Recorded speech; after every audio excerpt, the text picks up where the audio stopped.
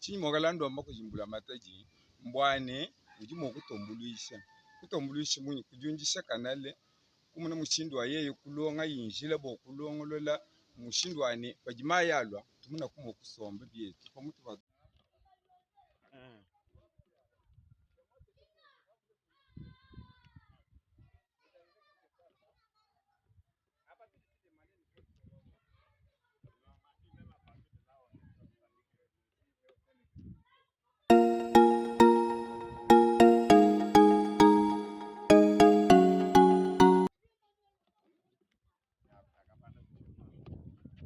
Jina janye mama Suzana Bilungu. Tulomba ku gouvernement wetu. Tulomba ku papa gouverneur. Tulomba ku babu kumesa. Ne bato akuije bakula bo ba conseiller. Bato akule ku bwa jimenga chetu cha chilumbe echi muka toka 4 yonso kubangisha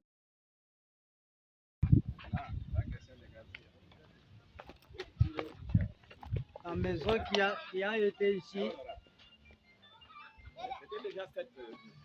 La maison.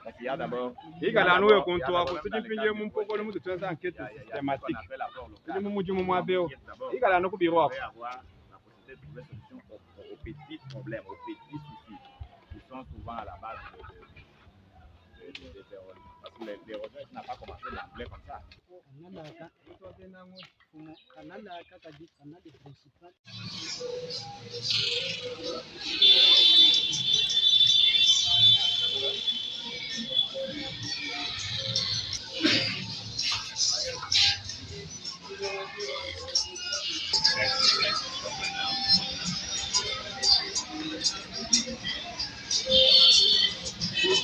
Wenza muje mumwimana kulu ichenzi wanu wenza muje mumwimana baje bapanga mpwaso wako sombikengana ni bangu kenga kan celle de mujibamba bicha fonso celle nchabanya kwasa ne maka yon ngebe bijumu premier tour basa kisuze il y a toujours voiture deuxième fois que je balance il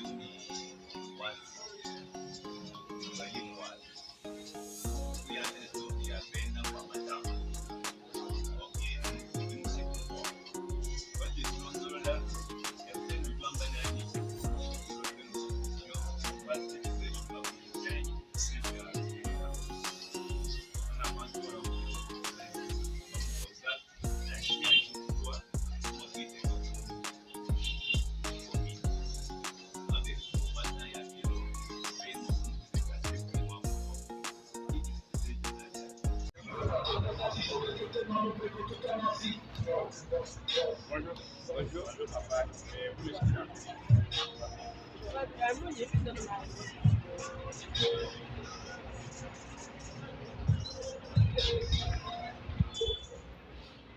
En fait,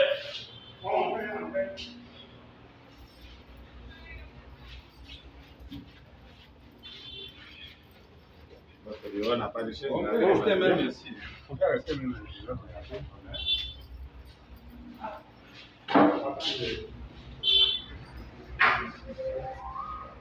Quels sont les problèmes? Il y en a assez. Quels sont les problèmes majeurs auxquels la population de Kato-Kandé fait face? Les problèmes qui peuvent faire objet de nos discussions dans notre lignée pour que l'on voie ce qui est pour trouver une solution.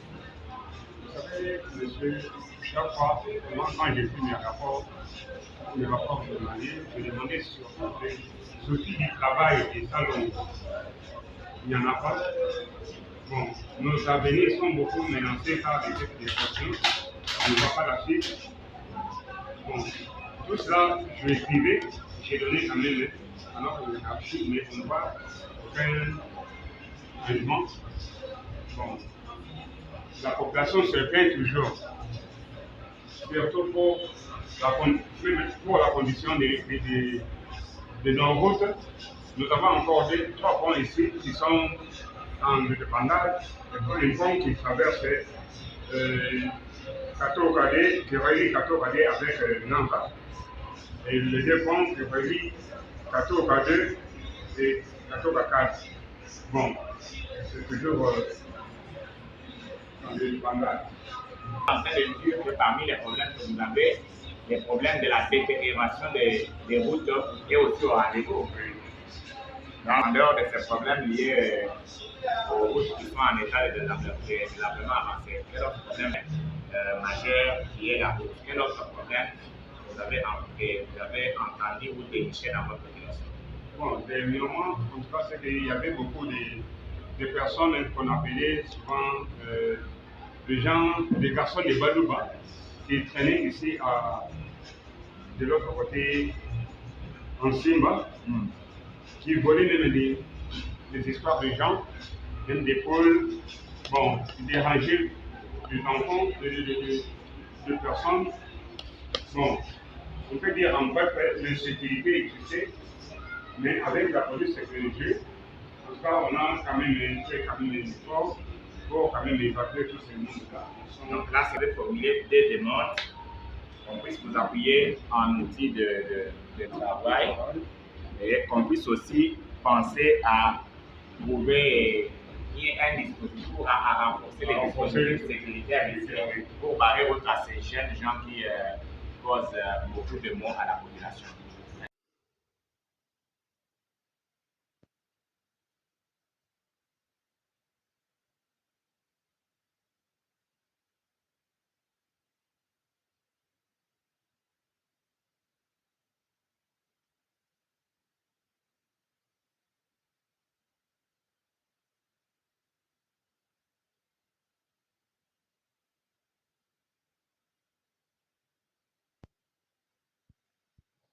Lorsque nous sommes descendus sur terrain, nous avons recueilli des problèmes et nous nous sommes rendus compte qu'il y a des problèmes qui sont généraux, donc qui sont retrouvés ou qui sont présents dans tous les quartiers. Là, on peut souligner les problèmes comme celui de l'État, des délabrements avancés de nos routes. Là, c'est presque partout. Nous avons été avec vous sur terrain. Vous avez vu que dans tous les quartiers, les routes ou les avenues sont toujours menacées avec les têtes d'érosion. Nous avons aussi des problèmes tels que la difficulté de fonctionnement rencontrée par les chefs de quartier. Ils ont exhibé ça, vous avez été témoin, vous avez vu comment ça se passe. Dans cet ordre d'idée, toujours avec les problèmes d'ordre général, nous voyons aussi les problèmes de lampadaires. On a dit qu'il y a presque partout de l'obscurité qui occasionne certains maux. En dehors des problèmes d'ordre généraux, il y a certains, d'ordre général voulais dire, il y a certains problèmes qui sont spécifiques dans le quartier. Là, je parle du problème tel que du caniveau ou de caniveaux du quartier Kapanda qui ont été, des caniveaux qui ont été emportés par les eaux de pluie. Et là, c'est une menace vraiment permanente pour laquelle la population est en train de se plaindre et veut que l'État et les autorités du pays, en commençant par les niveaux local jusqu'au niveau national, puissent intervenir. En dehors du problème de caniveau, nous avons le problème des ponts à jeter sur certains ruisseaux qui relient différents quartiers. Là, je vois le problème comme Kato K2, où on a demandé un pont qui puisse relier Kato Kadé à Nganza et Kato Kadé à Chilumba.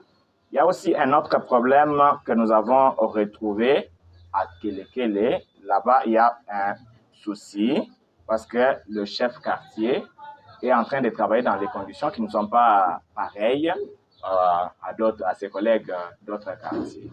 Donc, les bureaux, on peut dire qu'il est en train d'être disputé par la police et l'organisation ou l'administration au niveau du quartier. Donc, c'est un problème que nous devons chercher à voir pour des solutions. Je vois, de manière générale, sont là les problèmes, sans oublier aussi les problèmes de manque d'outils pouvant permettre à ces dirigeants du niveau local de pouvoir d'abord maîtriser ou faire face à certains petits défis. il y a un problème particulier qui a été souligné au niveau du quartier Toukombe, que vous devez aussi, que nous devons souligner, c'est les problèmes de couac qu'il y a entre les chefs de groupements incorporés. Comme vous le savez, il y a certains groupements qui sont incorporés dans notre commune. Donc, ces dirigeants du pouvoir coutumier ici ne donnent pas la chance aux chefs quartiers d'exercer comme il faut leur mission. Ils se retrouvent, les dirigeants bien sûr du quartier, ils se retrouvent à un certain niveau obligés de laisser certains mots passer impunis parce que les chefs de groupement cherchent à couvrir certaines personnes qui se comportent d'une manière qui n'est pas propice ou bonne. Voilà un peu de manière générale les problèmes qu'on a eu à ramasser dans notre descente. Très spécifiquement, il y a des quartiers où on soulève la question sécuritaire qui est menacée. Et par rapport à tout ce que vous avez pu ramasser, vous en tant qu'élu de cette municipalité, comment comptez-vous donc trouver des solutions, que ce soit à votre niveau ou au niveau supérieur, à toutes ces questions que vous avez pu rencontrer ces jours? Vraiment, merci beaucoup pour la question. Elle est très pertinente. Comme c'est des coutumes parlementaires, lorsque nous descendons sur terrain, je ne suis pas venu dans une mission que moi-même j'ai initiée. J'ai été à la tête d'une délégation, initiée ou mise en place par la plénière. Comme je suis descendu sur terrain, j'ai des problèmes comme je les ai énumérés ici. Il me revient, moi et ma commission que je suis en train de chapeauter, de pouvoir sanctionner ce travail par un rapport. Le rapport qui sera assorti ou qui sera accompagné de certaines recommandations par rapport à ce que je vis, je recommande. Et la décision finale viendra de la plénière qui pourra statuer sur les rapports que j'aurai à présenter.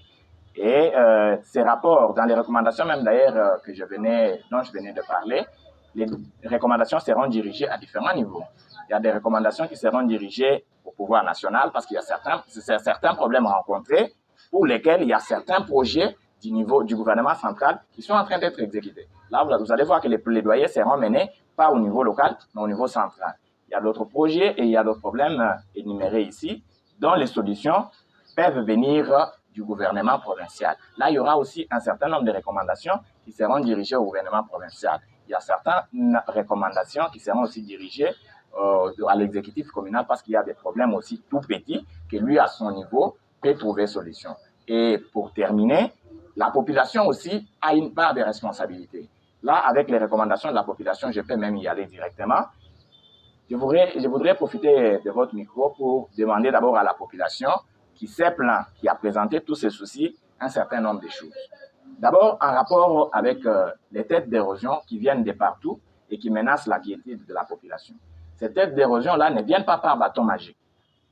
Elles commencent par un petit trou qui se développe avec le temps.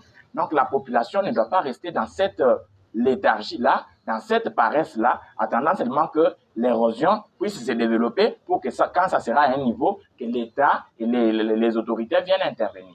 Quand c'est au niveau, quand c'est au débit là, ils peuvent d'abord chercher à prendre des dispositions pour pouvoir empêcher la progression. Il y a aussi la question de construction anarchique qui a été évoquée.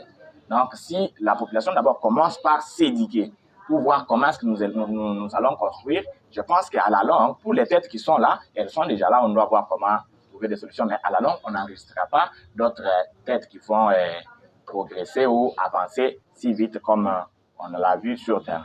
Par rapport à la question sécuritaire, la population a aussi une part de responsabilité.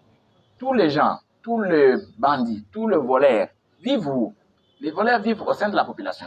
Donc la population doit aussi savoir comment est-ce qu'elle peut, à partir des chefs d'atelier, chefs quartier, ils peuvent voir à leur niveau comment ils peuvent faire un petit recensement, avoir un contrôle sur la population que le chef quartier, par exemple, est en train de gérer. Lorsqu'il y a un locataire qui vient solliciter la maison, avant qu'il puisse avoir cette maison-là, on doit chercher à savoir, avoir plus de détails sur ce qu'est la personne, au risque pour savoir si c'est une bonne personne que nous accueillons dans notre quartier. Ça, c'est un élément. Un autre élément aussi, lorsqu'il y a des cas suspects, la population doit dénoncer.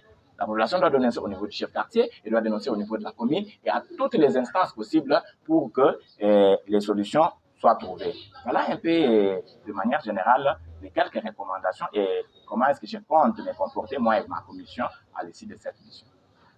À moins que vous ayez un dernier mot à placer à tous ceux qui vous écoutent en ce moment, surtout votre base.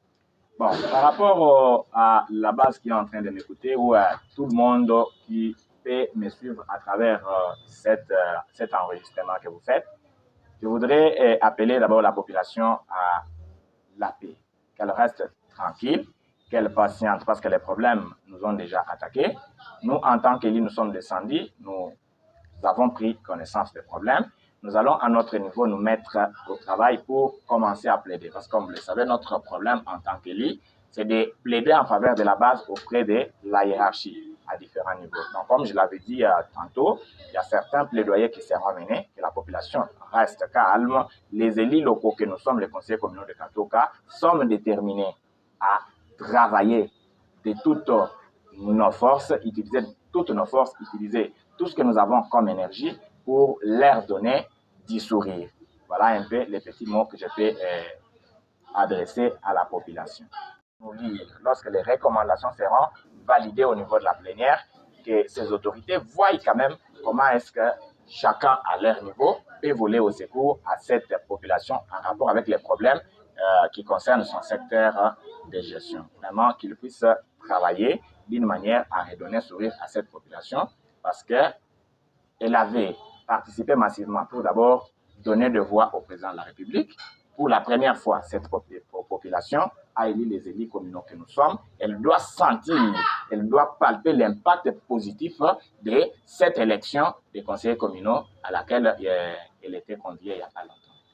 Sébastien Bassois, je rappelle que vous êtes honorable conseiller, rapporteur du conseil des Katoka. Nous vous disons merci. C'est moi qui vous remercie.